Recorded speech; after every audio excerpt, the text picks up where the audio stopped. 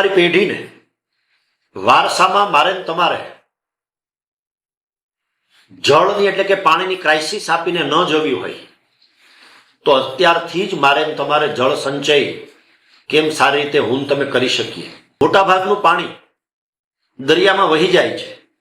એટલા માટે દરિયામાં વહી જતું પાણી અટકાવવા માટે એકબીજાના ખભે ખભો મિલાવીને આગળ જઈએ, જેથી કરીને રાજુલા વિધાનસભા સીટ ઉપર ખૂબ જાજુ કાર્ય જળ સંચયનું થઈ શકે.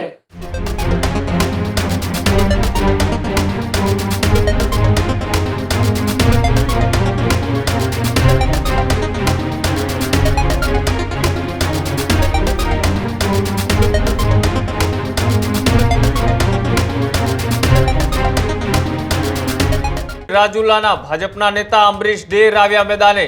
રાજુલા જાફરાબાદ પથંગમાં યોજાશે જળ સંમેલન. કેન્દ્રીય જળ મંત્રી સી.આર. પાટીલની અધ્યક્ષતામાં યોજાશે જળ સંમેલન. આગામી 28 ફેબ્રુઆરીએ યોજાશે જળ સંમેલન. અમરેલી સાંસદ ભરત સુતરિયા સાથે જ મંત્રી કૌશિક વેકરિયા પણ આ જળ સંમેલનમાં રહેશે હાજર. જળ સંચયના કામો કરીને વરસાદી પાણી સંગ્રહ કરવાનું ડેરનું આહવાન. જે રીતના વરસાદી પાણી દરિયામાં ન વહી જાય તે અંગે કરશે જળ સંચયનું અભિયાન. અમરીશ ડેર દરિયાકાંઠાના ગામોમાં કરશે જળ સંચયના કામો. સોશિયલ મીડિયાના માધ્યમથી અમરીશ ડેરે લોકોને પાઠવ્યું આમંત્રણ. અમરીશ ડેરે ફરીથી ક્યાંક ને ક્યાંક અત્યારે ચર્ચાઓમાં છે. રાજુલા જાફરાબાદ પંથકની અંદર ફરીથી અત્યારે અમરીશ ડેર એક્ટિવ જોવા મળી રહ્યા છે અને તેની વચ્ચે હવે અમરીશ ડેર એ રાજુલા જાફરાબાદ પંથકની અંદર એક જળ સંમેલન છે તેનો કાર્યક્રમ યોજવા જઈ રહ્યા છે. કેન્દ્રીય જળશક્તિ મંત્રી સી.આર. પાટીલની અધ્યક્ષતામાં આગામી 28 ફેબ્રુઆરીએ યોજાશે જળ સંચય માટેનું અભિયાનને લઈ એ સોશિયલ મીડિયાના માધ્યમથી લોકોને આમંત્રણ પાઠવતા અમરીશ ડેરે શું કહ્યું આવો તે પણ જોઈએ. નમસ્તે મિત્રો, હું છું આપનો મિત્ર અમરીશ ડેર. ઉપસ્થિત થયો છું આપને એક આમંત્રણ આપવા માટે. આપણે સાંભળ્યું છે કે જળ એ જ જીવન. જીવનની અંદર જળનું પાણીનું ખૂબ મહત્વ છે અને કદાચ એટલા માટે ગુજરાતની અંદર દેશની અંદર ઘણી બધી સંસ્થાઓ સરકારને સાથે લઈને જળ સંચય અભિયાન કરી રહી છે. મારે આપને કહેવું છે, મારે આપને આમંત્રણ આપવું છે કે શ્રી ગીર ગંગા પરિવાર ટ્રસ્ટ રાજકોટ પણ ઘણા વર્ષોથી ગુજરાતની અંદર વરસાદનું પડેલું પાણી દરિયામાં જતું અટકાવી શકાય અને એનો જળ સંચય થઈ શકે એના માટે કાર્યરત છે. તેઓને સાથે લઈ શ્રી ગીર ગંગા પરિવાર ટ્રસ્ટ રાજકોટ અને આપણી શ્રી રાજુલા તાલુકા કૃષિ સેવા સહકારી મંડળી, કે જે મંડળી આપણે થોડા સમય પહેલા જ ઓપન કરી છે અને આ વિસ્તારના ખેડૂતો, ખેત મજદૂરો, ખેતી સાથે સંકળાયેલા લોકો અને અન્ય લોકોને મદદરૂપ થવાની ભાવના સાથે કામ કરી રહ્યા છીએ. એટલે આ બંનેના ઉપક્રમે આપણે એક જળ સંમેલન કાર્યક્રમનું આયોજન આપણે કરી રહ્યા છીએ. આ કાર્યક્રમના અધ્યક્ષસ્થાને દેશના જળ સિંચાઈ મંત્રી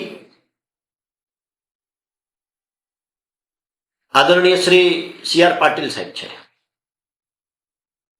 સાથે સાથે આપણા કાર્યક્રમની અંદર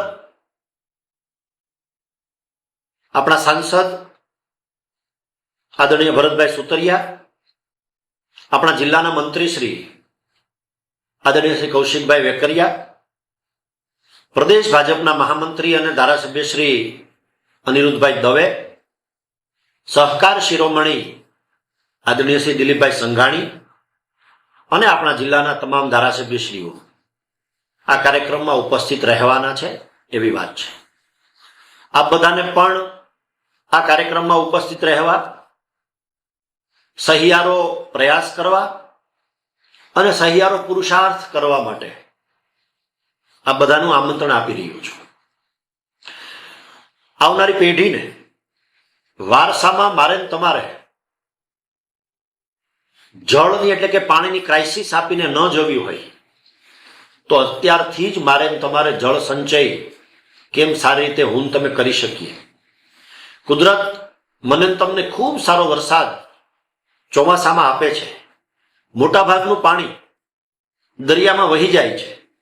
એટલા માટે દરિયામાં વહી જતું પાણી અટકાવવા માટે, નાના મોટા ચેકડેમો બનાવવા માટે, બોર તથા કુવા રિચાર્જ કરવા માટે અને હયાત તળાવો ઊંડા કરવા માટેનો ભગીરથ પ્રયાસ આપણે બધાએ સાથે રહીને કરવાનો છે. અને એટલા માટે આ બધા વચ્ચે ઉપસ્થિત થયો છું. ત્યારે આગામી 28 ફેબ્રુઆરી શનિવાર સાંજના 4 કલાકે માર્કેટિંગ યાર્ડ રાજુલા ખાતે આપે મિત્રો સાથે, કાર્યકર્તાઓ સાથે પધારવાનું છે. અને આપનાથી જે યોગદાન થઈ શકે, જરૂરી નથી પૈસાનું જ હોય, સમય આપવો એ પણ યોગદાન છે, મહેનત કરવી એ પણ યોગદાન છે, પહોંચી શકાય તો થોડા રૂપિયા આપવા એ પણ યોગદાન છે. તો આ ભગીરથ પ્રયાસમાં, આ ભગીરથ કાર્યક્રમમાં એકબીજાના ખભે ખભો મિલાવીને આગળ જઈએ, જેથી કરીને રાજુલા વિધાનસભા સીટ ઉપર ખૂબ જાજુ કાર્ય જળ સંચયનું થઈ શકે. એ માટે હું આપને આમંત્રણ પાઠવી રહ્યો છું. કાર્યક્રમ નિયત સમય મુજબ 4 વાગે આપણે શરૂ કરીશું. 7 વાગે કાર્યક્રમ જળ સંચય અભિયાનનો પૂર્ણ કરીશું, સંકલ્પ લઈશું. 7 વાગે આપણી પ્રણાલી મુજબ વાળું ભેગું કરશું, એટલે કે ભોજન સાથે કરીશું. અને ભોજન કર્યા પછી ગુજરાતના ખૂબ સારા કલા સાધક